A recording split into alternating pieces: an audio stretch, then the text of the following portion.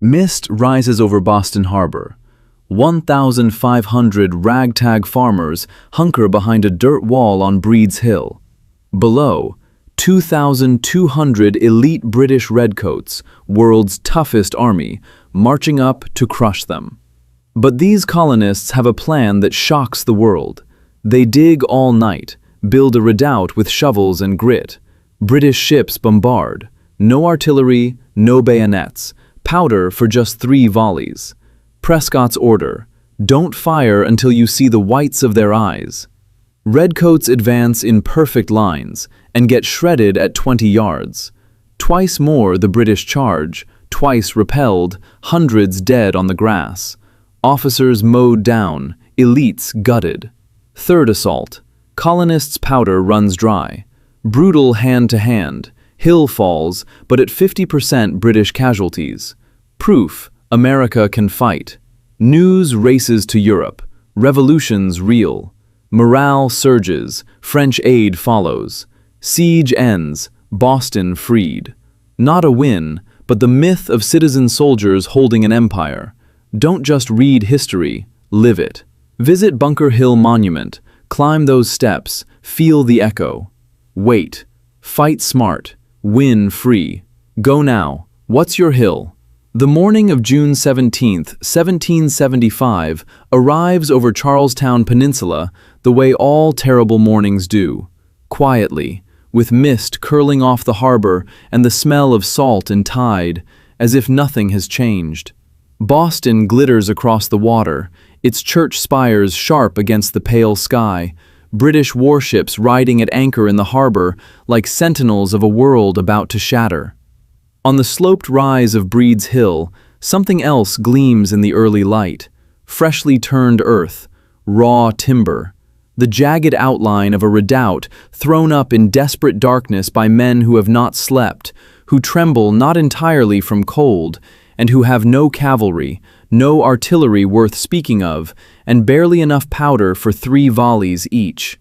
There are roughly 1,500 of them.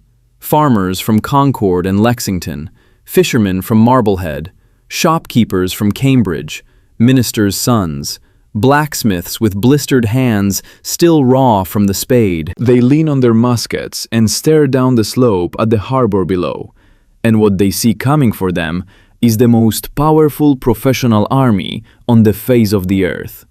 2,200 British regulars in their scarlet coats are mustering on Morton's Point below, formed into perfectly dressed ranks, their bayonets catching the noon sun like a wall of mirrors, their drums rolling with a casual, almost contemptuous rhythm.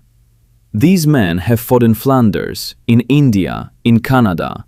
They have broken the French at Minden and stormed the heights of Quebec.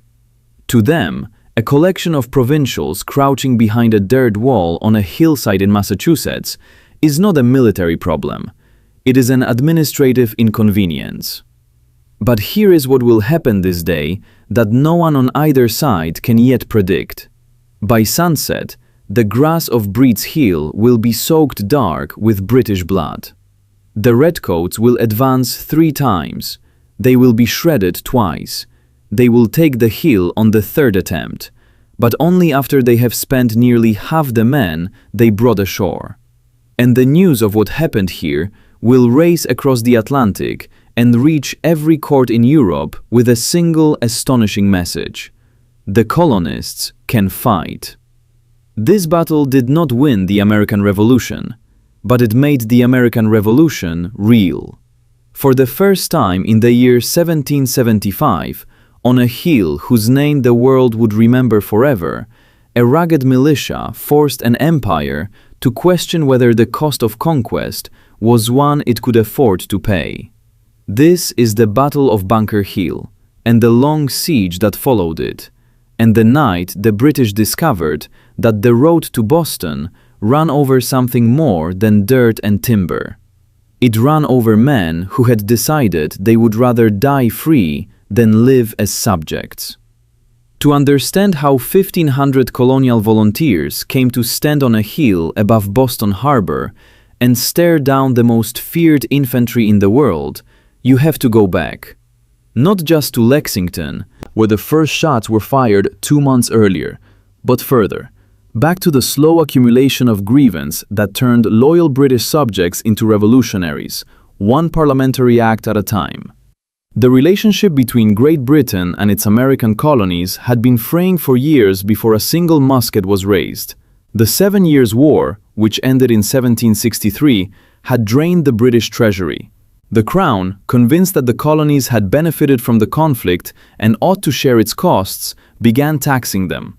The Stamp Act of 1765, the Townshend Acts of 1767, the Tea Act of 1773, each one reasonable from London, where men in comfortable offices drew lines on maps and levied duties on paper.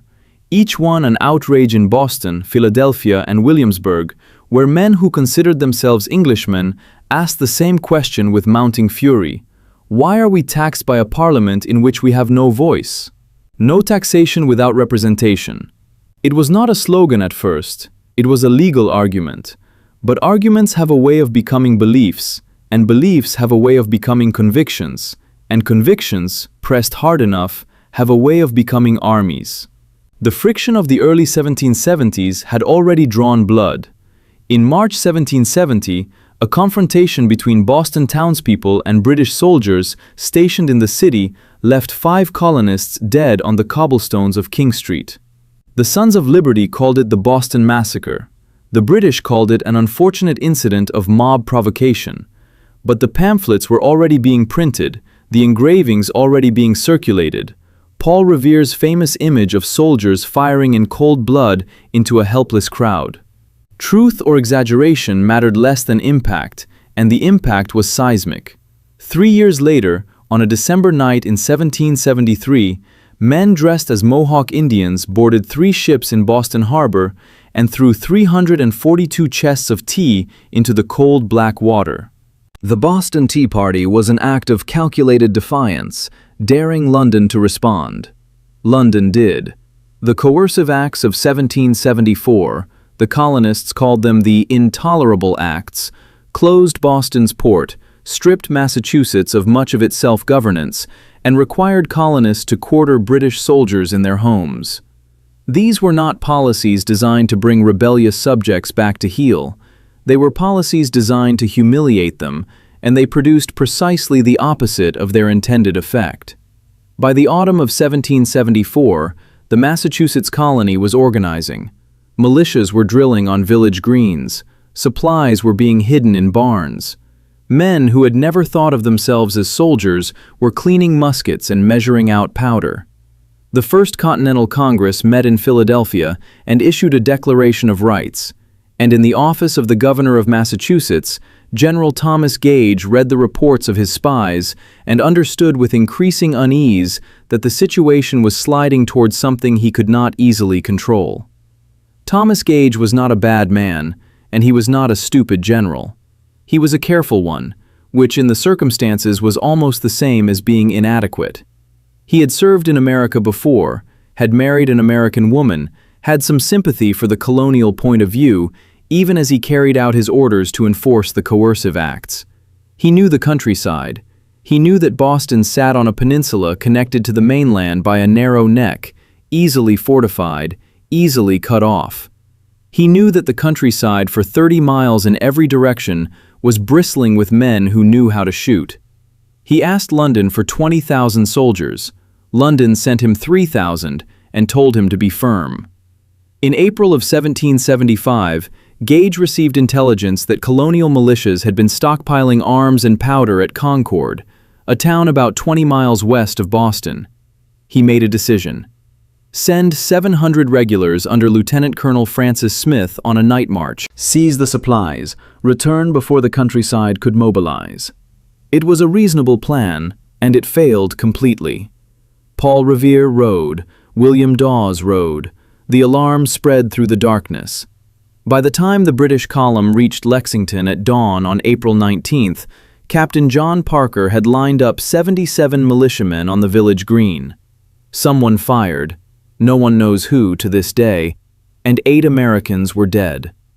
But the British moved on to Concord, found the supplies largely moved, and turned around for the long march home. And the countryside that Gage had feared came alive. Colonial militiamen swarmed from every farm and woodlot along the road. They fired from stone walls and tree lines, the invisible fury of men who had spent their whole lives in this terrain. By the time the British column staggered back into Boston, it had lost 73 men killed and 174 wounded. The war had begun. Boston was now effectively under siege. Colonial forces, swelling rapidly to 15,000 men and more, surrounded the peninsula, cutting it off from the interior. Gage was trapped in a city with a garrison that grew daily but remained insufficient. From London came reinforcements, and with them 3 additional generals whose names would shape the next years of the conflict. William Howe, Henry Clinton, and John Burgoyne arrived in May of 1775, full of plans and confidence. But confidence, in Boston Harbor that spring, was a commodity the British were spending faster than they could import. William Howe, who would command the assault on Breed's Hill, was a soldier's soldier in the best and worst sense. At 46, he was the younger brother of the beloved Lord Howe, killed at Ticonderoga in the 7 Years' War, whose memory the Americans so revered that the Massachusetts Assembly had erected a monument to him in Westminster Abbey. William carried his brother's name into this war, and his brother's tactical brilliance, but also something else, a temperament that in any other man might be called caution, but in a general, facing an insurgency, tends to look like hesitation. He had been, before this war, sympathetic to the American cause in Parliament. Now he was the man ordered to crush it, and the contradiction would haunt him. On the colonial side, there were no names yet that echoed with the authority of Howe's. George Washington was still in Virginia, soon to be appointed commander of the Continental Army, but not yet arrived. The men who would defend Breed's Hill were drawn from the Massachusetts and Connecticut militias, commanded by Colonel William Prescott, a farmer from Pepperell who had fought in the previous war and who possessed a quality rarer than tactical genius, the ability to hold frightened men in place when every instinct told them to run. Israel Putnam, a Connecticut general of considerable reputation and considerable bluster, was also on the field, his exact role and command responsibility a subject of enduring historical dispute. And then there was Joseph Warren, and his presence on the hill that day tells you something essential about what this battle meant to the men who fought it. Warren was 34 years old. He was a physician by training, a revolutionary by conviction, and a president of the Massachusetts Provincial Congress by appointment. He had sent Revere and Dawes on their midnight rides. He had drafted the Suffolk Resolves, the defiant declaration that had electrified the Continental Congress. He was, by any measure, more valuable to the revolutionary cause behind a desk than behind a dirt wall on a hillside above the harbor. 3 days before the battle, he had been commissioned a major general in the Continental Army. He could have commanded. He chose instead to fight as a common soldier, taking a musket and standing in the line. When friends urged him not to risk himself, Warren replied with the simplicity of a man who has already made his peace with consequence, "I know of no better place to die." By June of 1775, both sides understood that the stalemate around Boston could not last. The British needed to break out, to demonstrate that the colonial forces ringing their peninsula were not an army capable of keeping a professional garrison penned in.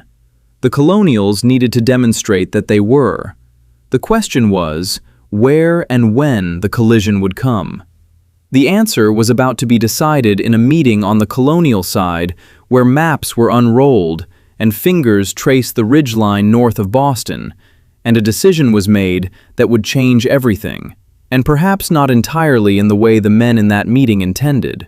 The decision to fortify the high ground north of Boston was made on June 15, 1775, in a meeting of the Massachusetts Committee of Safety and the Colonial Council of War. The logic was sound, the urgency undeniable. British scouts and prisoners had disclosed that Gage was planning to send troops to occupy the Dorchester Heights to the south and the Charlestown Peninsula to the north, commanding positions from which artillery could make colonial positions around Boston untenable. If the British took those heights first, the siege was effectively over, so the colonials would move first. The plan was to occupy and fortify Bunker Hill, the highest elevation on Charlestown Peninsula, a round-topped hill of about 110 feet that commanded the neck and approaches from the north. There was also Breed's Hill, lower at about 62 feet, closer to the harbor, closer to Boston, and, critically, directly exposed to the guns of the British warships anchored in the water below. Bunker Hill was the militarily sensible position. Breed's Hill was the bolder, more visible one. On the night of June 16th, Colonel William Prescott led a column of roughly 1,200 men across Charlestown Neck and up onto the peninsula in the darkness. The original orders said Bunker Hill. What happened next is one of those small moments of confusion that history's turning points are made of. The details remain disputed, whether it was Prescott's decision, Putnam's, a committee decision made on the ground, but the result is clear. The men turned not toward Bunker Hill, but toward Breed's Hill, and they began to dig. They worked in almost total silence through the short June night, driven by the knowledge that dawn would expose them to the guns of the warships below, and that every hour of darkness was an hour's worth of earthworks standing between them and British cannon fire. They had no engineers, not in any professional sense. They had shovels and pickaxes and 2,000 years of accumulated folk knowledge about how to make dirt stop a musket ball. They threw up a redoubt, a square fortification roughly 40 yards on a side, with walls that reached 5 or 6 feet in height, packed earth and timber, with openings for the muskets to fire through. The first sign that they had been noticed came at 4 in the morning, when the HMS Lively, anchored below in the harbor, opened fire. The guns crashed and thundered, and men who had been working in tense silence suddenly found themselves in the middle of an artillery bombardment with nothing but darkness and dirt for protection. Some broke. Most did not. Prescott himself walked the walls in the open, refusing to crouch, and his example held the line. By dawn, the redoubt was largely complete. When the sun rose over Boston Harbor on the morning of June 17, 1775, and British observers trained their telescopes on the Charlestown Heights, what they saw stopped conversations mid-sentence. Where there had been empty pasture the evening before, there was now a military fortification. The commander of the British forces, General Thomas Gage, convened a council of war. The debate in that meeting has become a piece of revolutionary lore. Major General Henry Clinton, the most analytically capable of the 3 newly arrived generals, argued for a landing at the narrow neck connecting Charlestown Peninsula to the mainland, a move that would cut off the colonial force from any retreat or reinforcement, and allow the British to take the heights at leisure without a frontal assault. It was probably the correct plan. Clinton would make the same argument again with the same result. He was overruled. William Howe argued for a direct assault on the fortified position, landing on the eastern shore of the peninsula and driving straight up the hill in line. His reasoning was equal parts military and psychological. He believed the colonials would break. He had watched militia forces dissolve before regular infantry in every previous engagement of this war, and several before it. He was also aware that a flanking maneuver, for all its tactical elegance, carried a message of caution, and Howe did not intend to look cautious in front of the Americans or his own men. He would go straight at them, in the open, in the sunlight, and they would run. It was the kind of confidence that looks like courage until the muskets begin to fire. While the British planned and assembled and loaded boats, the men on Breed's Hill received what reinforcements the colonial command could push across the exposed neck. It was never enough. Through the morning, troops trickled in under British naval gunfire, artillery from the warships that made the neck a gauntlet of smoke and iron. Prescott sent repeated requests for more men, more powder, more anything. Some requests were answered. Others were not, caught in the fog of command confusion that plagued the colonial effort from the start. The men already on the hill worked. They extended the fortifications northward toward the Mystic River, building a breastwork, a lower wall running from the main redoubt downhill toward the north to protect against the flanking attack that British officers would surely attempt. They also strung a series of fence lines, augmented with cut grass and hay along the lower northern slope, positions that would become critical in the hours ahead. An officer named Thomas Knowlton brought his Connecticut troops to hold this section of the line, a choice that would shape the entire battle. The men who held these positions were, by any professional military standard, not soldiers. They were farmers who had plowed these hills all their lives, fishermen who understood tides and weather, craftsmen who had served in militia musters more out of social obligation than military ambition. They had no cavalry. They had little artillery, and what they had was poorly positioned. They had no bayonets on most of their muskets, and they were desperately short of powder.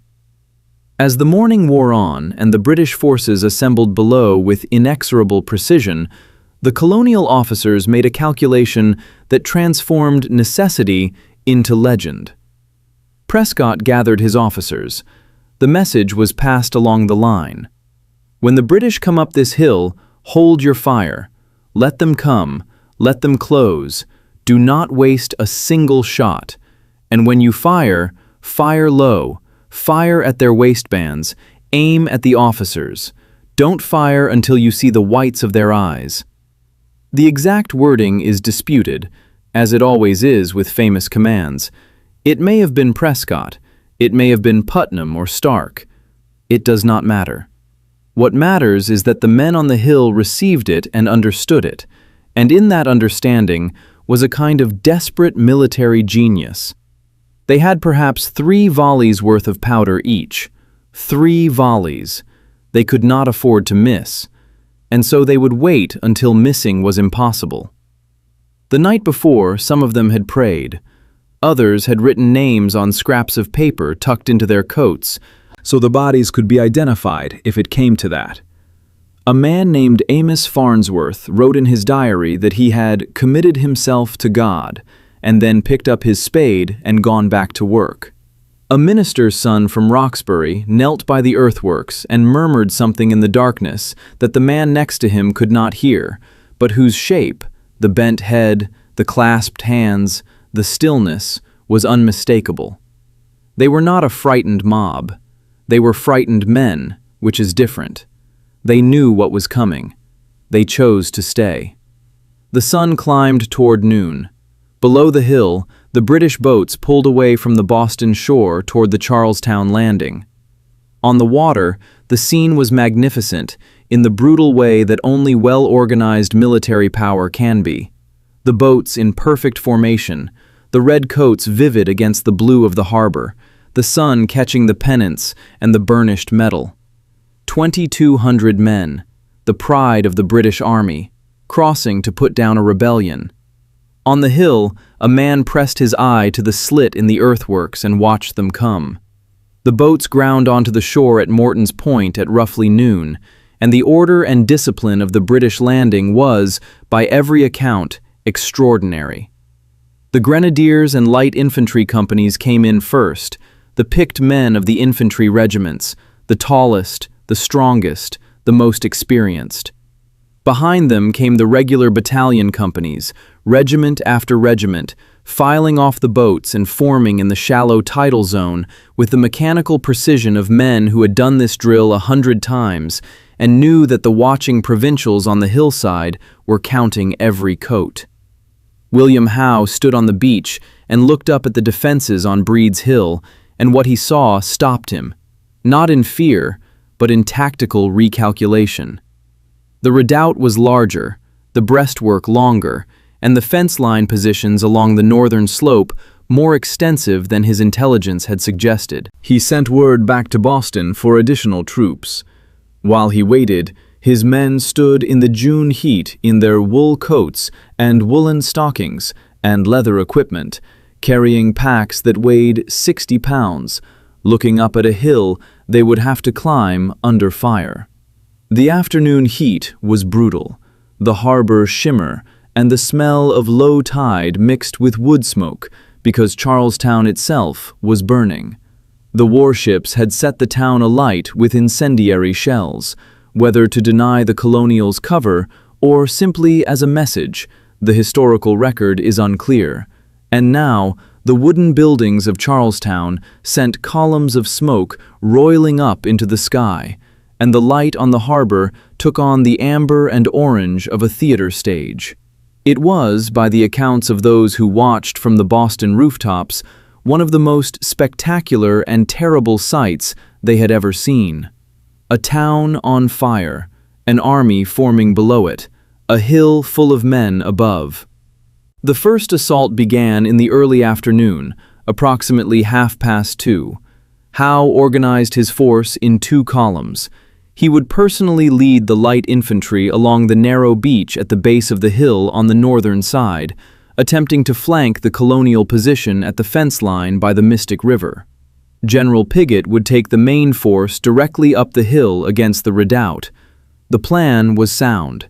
The infantry would fix the attention of the colonial defenders, while the lights would slip along the shore and roll up the position from the north. It had worked against French regulars. It would work against farmers. Prescott watched from the redoubt. His men lay along their earthworks in silence, muskets resting, powder charges poured, balls rammed home. The British lines dressed and began their advance up the slope. To those watching from Boston, from the warships, from any elevation with a view, it was a moment of almost unnatural beauty. The long red lines moving in step across the summer grass, the bayonets like a moving fence of steel, the drums rolling the pace, the flags snapping in the harbor wind. A jeweled serpent uncoiling up a hillside. The colonial men watched and said nothing. Some of them were sweating through their homespun coats. Some were praying silently. Prescott walked behind the line. Wait, wait. Let them come. The British came up the slope slowly.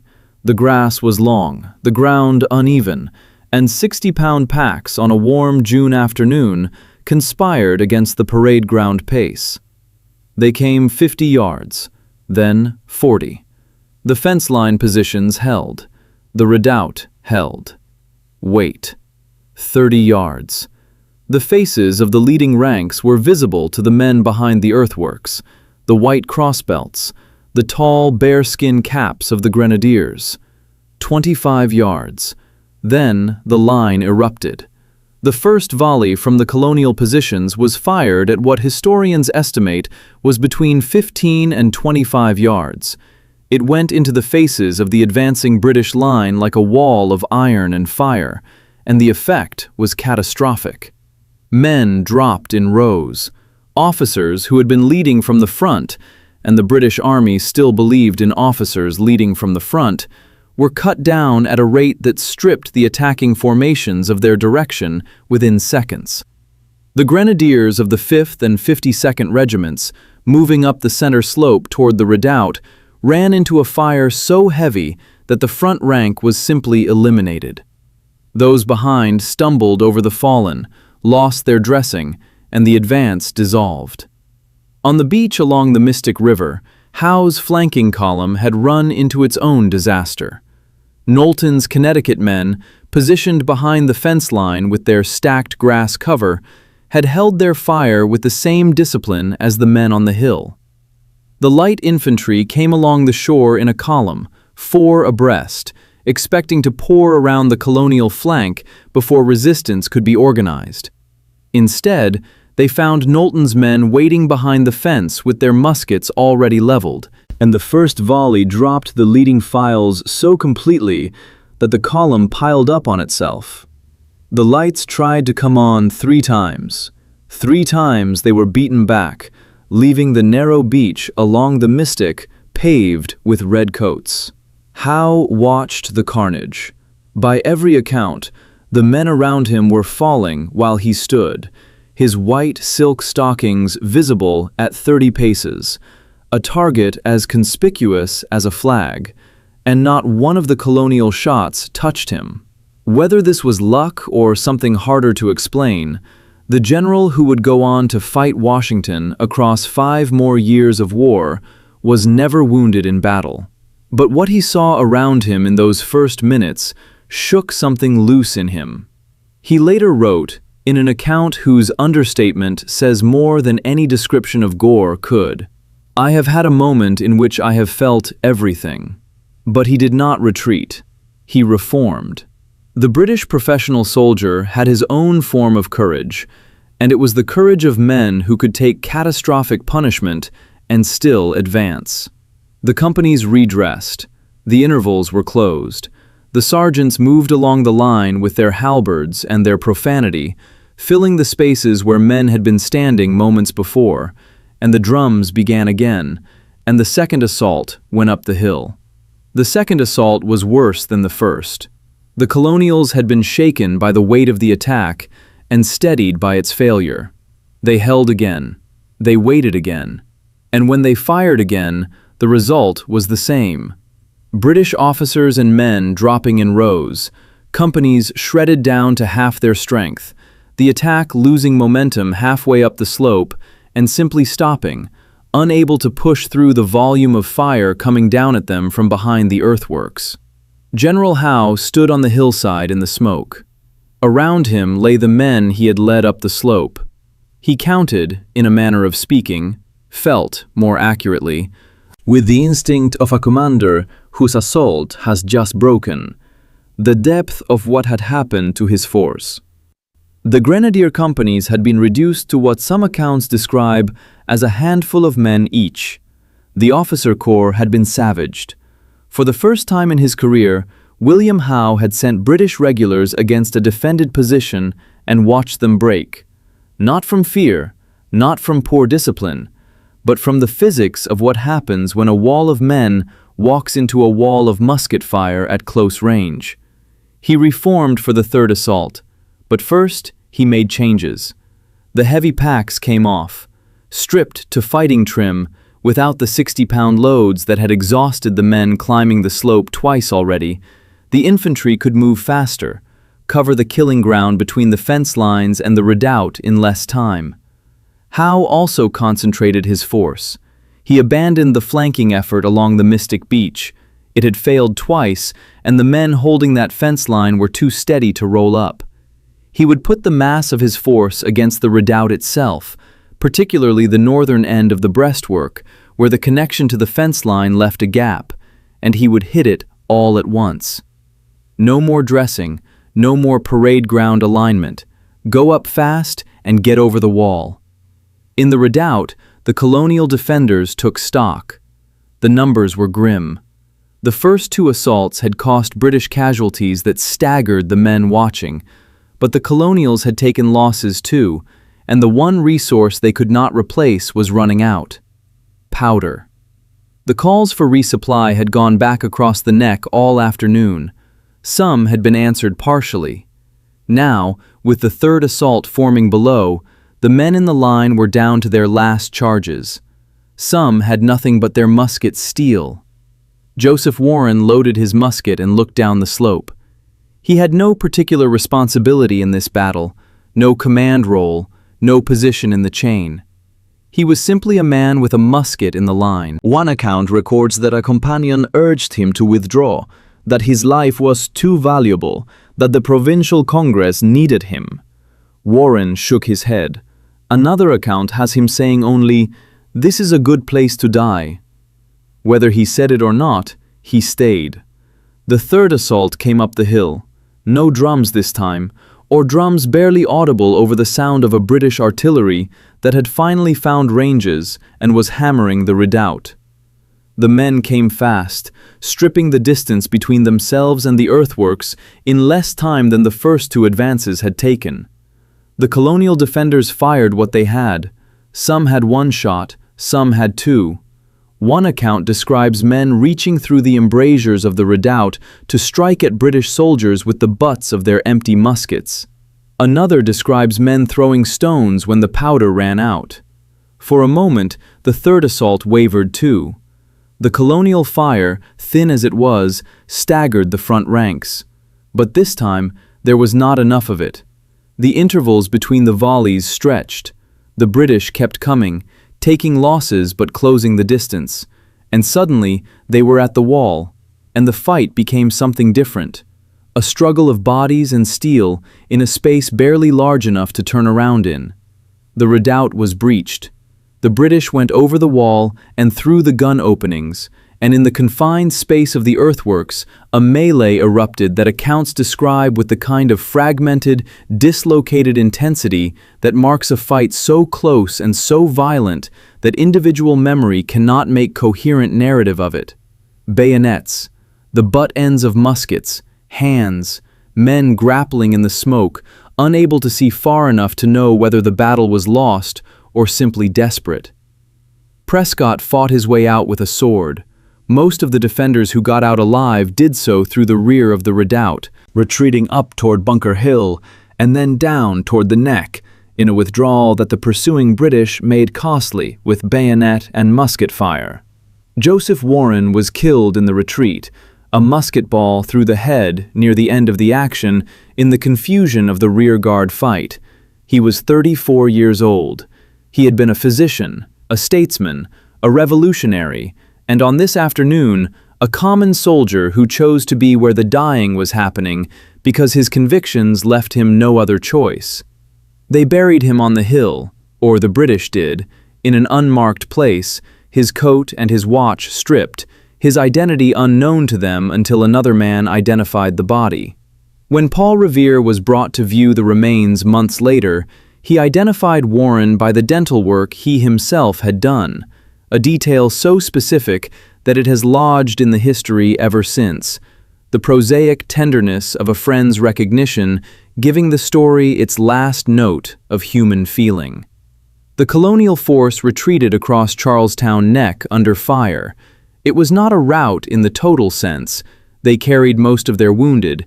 They maintained enough cohesion to discourage heavy pursuit, but it was an undeniable defeat. The British held the hill. The hill was theirs. But the battle had not played out as Howe had imagined it when he ordered his men ashore. The sun was setting over Boston Harbor, the harbor still beautiful, the smoke from Charlestown still rising, and the slope of Breed's Hill was scattered with redcoats, hundreds of them. The worst casualty rate the British Army had suffered in any action of the entire war, and the colonials had done it while running out of powder, with no bayonets, with no professional military training, from behind a dirt wall they had thrown up in a single night. Howe walked the hill after the fighting ended. Whatever calculations were running in his mind, they were not the triumphant calculations of a general who has swept the field. They were the colder, more uncertain arithmetic of a man who has just purchased a victory at a price that makes him wonder what the next victory will cost. By evening, the colonial forces had reformed beyond the neck. Wounded were being counted and carried. The dead were being listed.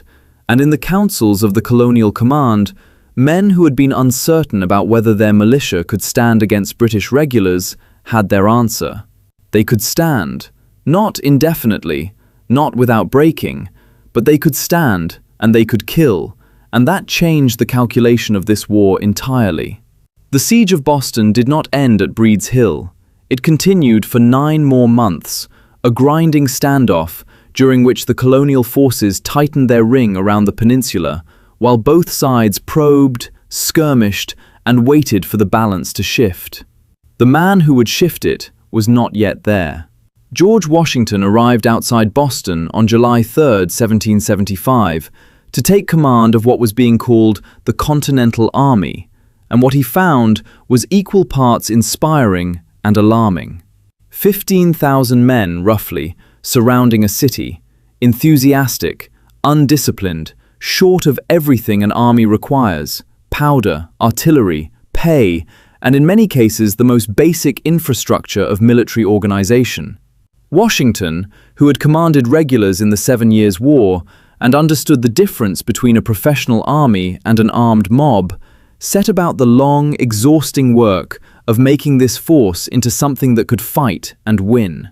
Through the summer and fall of 1775, the siege settled into a kind of tense equilibrium. The British were not inclined to sortie in force after Breed's Hill had demonstrated what another frontal assault on prepared colonial positions might cost. The colonials lacked the artillery to reduce the British fortifications and drive the fleet from the harbour. Men drilled, trenches were dug, the occasional cannonade interrupted the quiet, letters were written and intercepted, deserters crossed in both directions. The thing that broke the stalemate came from 300 miles to the north, from a fort on a lake that most Bostonians would have been hard-pressed to locate on a map. Fort Ticonderoga on Lake Champlain in New York had been captured in May of 1775 by Ethan Allen and his Green Mountain Boys in one of the most audacious coups of the early war. The fort's garrison had been small, the capture bloodless, but the fort contained something of enormous military value: dozens of heavy cannon and mortars, the bronze and iron artillery that the colonial forces around Boston so desperately lacked. The problem was getting them to Boston. Henry Knox solved this problem. He was 25 years old, a former Boston bookseller who had educated himself in military science by reading everything he could acquire on the subject. Washington, who had an instinct for competent men that became one of the defining qualities of his generalship, looked at Knox and saw not a young man with no military experience, but a young man who understood artillery theory better than anyone else available. He sent Knox north in November of 1775 to retrieve the guns from Ticonderoga. What Knox accomplished over the winter of 1775 to 1776 entered American military legend as the Noble Train of Artillery. 59 pieces of cannon and mortar, weighing a total of nearly 60 tons, were loaded onto rafts, ferried across Lake Champlain, transferred to sledges, and hauled through the Berkshire Mountains in the depths of a Massachusetts winter by teams of oxen and the sheer stubbornness of the men Knox had recruited to the task. Rivers had to be crossed on ice that was not always solid. Mountains had to be descended in ways that required breaks improvised from trees. Knox himself wrote that it was almost a miracle that the guns arrived at all. They arrived in January of 1776, and through February, Washington waited for the harbor to freeze solidly enough to attempt an assault across the ice on the Boston Peninsula, a plan he found more appealing than it probably deserved to be. The harbor did not freeze. The plan was abandoned. But with Knox's guns now available, a new possibility presented itself. The heights of Dorchester, which overlooked Boston and the harbor from the south, had never been fortified by either side. If the colonials could occupy those heights overnight and install artillery on them, every British ship in the harbor and most of the British positions in Boston would be in range. Washington planned the operation for the night of March 4th, 1776, consciously choosing the date to coincide with the 6th anniversary of the Boston Massacre. The night before, colonial artillery opened a sustained bombardment of Boston from 3 directions, partly to damage British positions, but more importantly, to cover the sound of men working and wagons moving on Dorchester Heights. Through the night of March 4th into March 5th, 2,000 men under General John Thomas worked in the darkness by torchlight and starlight, hauling pre-assembled sections of fortification on sledges up the frozen hillside, raising a position on the heights that the British discovered at dawn with what one account calls stupefied astonishment. General Howe looked up at Dorchester Heights on the morning of March 5th and understood immediately. The guns now positioned above him could destroy his fleet and batter his fortifications at will. He had two options: attack the heights before the colonial position could be consolidated, or evacuate Boston. He chose to attack. He formed his force on the Castle Island approaches, and then the weather chose for him. A storm blew in off the harbor that night with the force of a nor'easter, dispersing any assault force and making the operation impossible. Howe looked at the storm and at the heights, and at the arithmetic one more time. He chose to leave. On March 17, 1776, the British Army evacuated Boston. Over 1,000 loyalists who could not remain in the city packed what they could carry. The fleet loaded soldiers, supplies, and civilians through the day and into the evening, and by nightfall, the ships were moving out of the harbor toward Halifax, Nova Scotia. A city that had been under British military occupation since the Coercive Acts, since before the war officially began, was free. Washington rode in on March 18, 1776, to cheering that must have been, in its way, one of the most gratifying sounds of his life. The city was intact. The British had not burned it, had not committed the atrocities that some had feared. They had simply left. And the Continental Army marched through the streets of a liberated city and tried to understand what it had done. The casualty count from the Battle of Breed's Hill was, by the standards of 18th century warfare, extraordinary. British losses totaled 226 killed and 828 wounded out of roughly 2,200 engaged. That was a casualty rate of nearly 50%. Nearly 1 in every 2 men who went ashore at Morton's Point that afternoon did not come back unharmed. The losses were concentrated in a way that made them even more damaging than the raw numbers suggest. The Grenadier and Light Infantry companies, the elite assault troops of the British Army, had been gutted. 12 companies of grenadiers that entered the battle with over 500 men total came out with fewer than 200. The officer corps suffered in proportion. 92 officers among the casualties, men who could not easily be replaced with London promotions in the middle of a campaign. American losses were significantly lower, approximately 140 killed and 271 wounded, but they included Joseph Warren, whose death the colonial cause felt with particular sharpness. He was identified by Paul Revere, who recognized the dental bridge he had fashioned for Warren with his own hands. Warren was reinterred with honors after the war, and the Bunker Hill Monument that now stands on the heights of Charlestown was built partly in his memory, and partly in memory of the men who stood with him. On the British side, what the Battle of Breed's Hill did to William Howe was perhaps more consequential than the dead it produced. His dispatches home framed the battle as a victory. The hill was taken, the colonial forces were expelled, military objectives were achieved. But the dispatches also contained something that London had not expected, a note of soberness that turned into the dominant key of Howe's subsequent command. He had watched his men advance into concentrated fire in the open, watched them fall in rows, watched them reform and do it again, and the image did not leave him.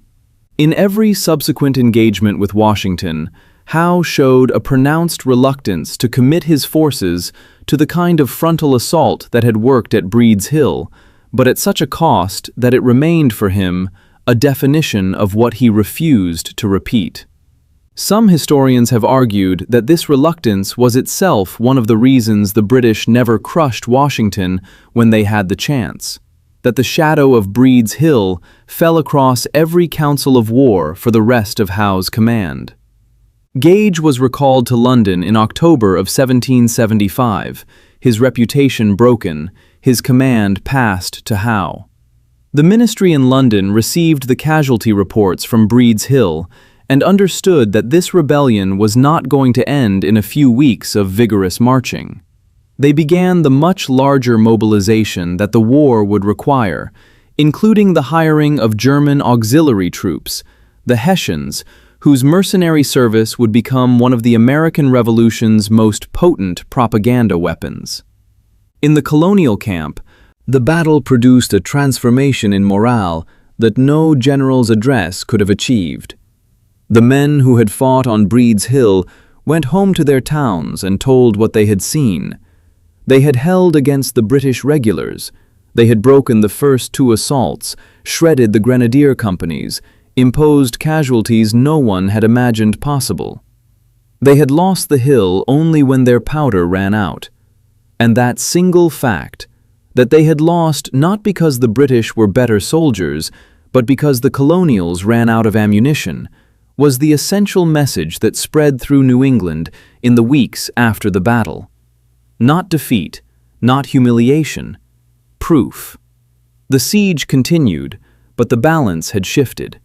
Washington's arrival in July brought organization, discipline, and the authority of a commander who could hold the disparate colonial forces together as something resembling an army.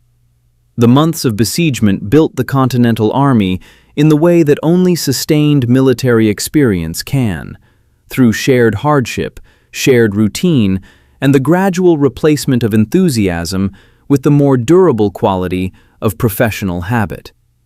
By the time Knox's guns arrived in January and the operation on Dorchester Heights was planned, the men carrying pre-built fortifications up a frozen hillside in the middle of the night were not the same force that had thrown up the Breed's Hill redoubt 11 months before.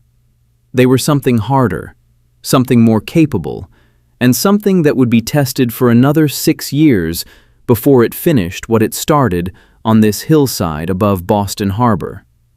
The British sailed for Halifax in March of 1776, and Boston did not see a significant British military force again for the rest of the war. The city that had been the center of colonial grievance, the site of the Massacre and the Tea Party and the midnight rides, was free. Not the country. The country had years of war ahead, years of defeats and retreats and desperate winters. But this city, this harbor, these streets where the revolution had been conceived and argued and finally fought for, were free. It was a beginning. The hardest part of the story was still to come, but beginnings matter. They establish what is possible, and the liberation of Boston, purchased at the price of Breed's Hill and the long winter of siege, established that the American Revolution was not a rebellion that would be suppressed by a show of force. It was a war, and America intended to win it. The Battle of Bunker Hill, forever called by the wrong name, forever identified with the hill the colonials did not occupy, a confusion that began on the day itself and has never been corrected by anyone with sufficient authority, became in the months and years after June 17, 1775, the foundational myth of American military virtue. Not the victory, but the manner of the defeat, the way the colonial forces had held, had waited, had imposed catastrophic losses before withdrawing. The proof of what a citizen soldier could do against the best army in the world when he was determined enough to stand. Don't fire until you see the whites of their eyes. The command became, almost immediately, the symbolic distillation of what Bunker Hill meant. Whether Prescott said it, or Stark, or Putnam, or some combination of all three, the words captured something essential about what had happened on that slope. The decision to wait, the discipline of withholding fire, not from passivity, but from strategic necessity, the translation of desperation into deadly effectiveness. The phrase entered the language and the mythology simultaneously, and it has not left either. William Howe went on to command British forces in the middle years of the Revolution, at Long Island, at Brandywine, at Germantown, and the pattern that emerged in those engagements troubled his contemporaries and has continued to trouble historians ever since. He won battles, but rarely pursued his victories to their full strategic conclusion. He maneuvered with skill, but seemed reluctant, in decisive moments, to commit his forces to the kind of assault that might destroy Washington's army entirely. Whether this was the ghost of Breed's Hill still walking in his calculations, or strategic disagreement with London's war aims, or simple caution bred by watching what disciplined colonial fire could do to a British advance, the war he fought looks in retrospect like a man who had decided that victories without prohibitive casualties were worth more than decisive victories that came at the price he had paid on June 17th. He was recalled in 1778 and replaced by Henry Clinton, the man who had stood in the Council of War and argued for the flanking movement, who had been overruled, and who now inherited a war that had expanded from colonial rebellion into a global conflict involving France and Spain. Whatever satisfaction Clinton may have felt at being proven right in 1775, by 1778 it was cold comfort. The Battle of Breed's Hill mattered to the international audience as well. France was watching. The French government, still nursing the wounds of the 7 Years' War and looking for any opportunity to damage British power, had been cautiously supportive of the American cause in its early stages. What Breed's Hill demonstrated, that colonial forces could impose 50% casualties on a British professional assault, was exactly the kind of evidence that French military observers and political strategists needed to believe that the Americans were worth backing. The formal French alliance came in 1778, after the American victory at Saratoga, but the foundation for it was laid on this hillside, in the evidence of what a determined colonial force could do. The broader impact on European military thinking was real, but hard to quantify. The Battle of Breed's Hill was not the first time that irregular forces behind field fortifications had inflicted severe casualties on regular troops. History offered many such examples, but it was one of the most dramatic, and it occurred in the age of newspapers and pamphlets and the rapid transmission of military intelligence across the Atlantic. European observers who read the dispatches from Boston Harbor understood that the American colonies had not been crushed and would not be crushed easily, and that understanding shaped the diplomatic calculations of courts from Paris to Madrid to The Hague. For America itself, the deeper legacy of Bunker Hill was the story it told Americans about themselves. The revolution needed martyrs, needed proof of virtue, needed evidence that the cause was worth dying for. Joseph Warren gave it all three. His death on the Hill, the educated, prosperous, politically essential man who chose to stand in the line because his convictions demanded it, became the template for what revolutionary sacrifice was supposed to look like. The paintings came quickly, the pamphlets followed. By the time the war ended, Warren's name had become synonymous with the thing the revolution claimed to be about: the willingness of free men to give everything for their freedom. The Bunker Hill Monument, the obelisk that stands today on the heights of Charlestown, was begun in 1825 and completed in 1843. At its dedication, Daniel Webster delivered one of his most celebrated orations, linking the men who stood on that hillside in 1775 to the continuing project of American self-governance, arguing that their sacrifice had made possible not merely independence, but the ongoing experiment of democratic government. The monument draws visitors today who climb its 294 steps for the view of Boston Harbor, and who look down at the slope that the British climbed 3 times, and who try to imagine what it felt like to stand behind that dirt wall with 3 rounds of powder and a wall of redcoats coming up toward you in the June heat. The slope is grass now, peaceful, the kind of place where it is possible, in the right light, to forget that it was once something else entirely. But the harbor is the same, the hills are the same, the long light of the June afternoon falls the same way across the water, and if you stand at the top long enough and look down, and try to hear through the 250 years, you might catch something. The sound of drums on the waterfront below, the creak of boats, the smell of wool and gunpowder and turned earth, the silence before the muskets speak. And then the voice of a man, steady in the worst moment of his life, giving the only order that could make 1,500 farmers equal to an empire. Wait, let them come. Centuries later, that instruction still echoes, not just in military manuals or history lectures, but in the harder, older understanding that the strongest position is sometimes the one you choose to hold, rather than the one that looks safest from a distance. The men of Breed's Hill held a position that made no military sense, and held it with resources that made no military sense, and what they proved by holding it changed the world. It told an empire that the cost of conquest was something it might not be able to afford. It told a revolution that it was real, and it told the long future of the country that would grow from those 13 colonies, a truth about courage that has nothing to do with armor or cavalry or the size of the force on either side. It has to do with when you fire and why, and how long you are willing to wait. Background and causes. Colonial grievances. Tensions built post-7 Years' War ended 1763 due to British taxes, Stamp Act 1765, Townshend Act 1767, Tea Act 1773, without colonial representation in Parliament.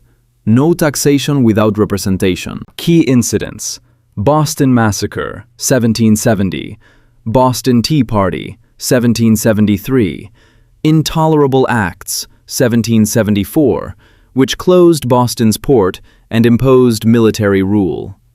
Lead up to war. Colonial militias organized. First Continental Congress, 1774. British General Thomas Gage, facing siege in Boston, sent troops to seize arms at Concord, April 19, 1775, sparking Lexington, shot heard round the world, with heavy British losses on retreat. Prelude to battle, June 16 to 17, 1775. Strategic decision. Colonials fortified Charlestown Peninsula to preempt British occupation of Heights. Planned for Bunker Hill, but built redoubt on lower, more exposed Breed's Hill overnight, with approximately 1,200 to 1,500 men, farmers, fishermen, etc., under Colonel William Prescott. Reinforcements brought total to approximately 1,500. Colonial leaders: Prescott, Israel Putnam, Joseph Warren, physician/revolutionary who fought as private despite rank. British forces: approximately 2,200 regulars under General William Howe, flanking via beach, General Piggott, frontal assault, elite grenadiers/light infantry. Ignored General Henry Clinton's flanking advice for direct attack to show dominance. Siege of Boston and Liberation, 1775 to 1776. Continuation. Siege held 9 months.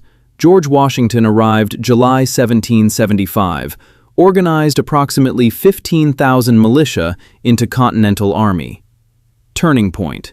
Henry Knox hauled 59 cannons from Ticonderoga, noble train of artillery, over winter 1775 to 76. Dorchester Heights. March 4th to 5th, 1776. Colonials fortified overnight. British ships/positions exposed. Howe evacuated Boston March 17, 1776, to Halifax. First major colonial strategic win. Strategic and historical impact. Military. Proved militias could inflict massive damage on world's best army. Boosted colonial morale/recruitment. Made revolution real, showing high cost of conquest. British. Gage recalled. Howe hesitant in later battles, for example, Long Island. Prompted larger mobilization, Hessian hires. Global. News reached Europe, convincing France, alliance 1778, and others colonies could fight. Shifted perceptions from rebellion to war. Legacy. Myth of citizen-soldier courage, wait and fire low. Bunker Hill Monument honors it.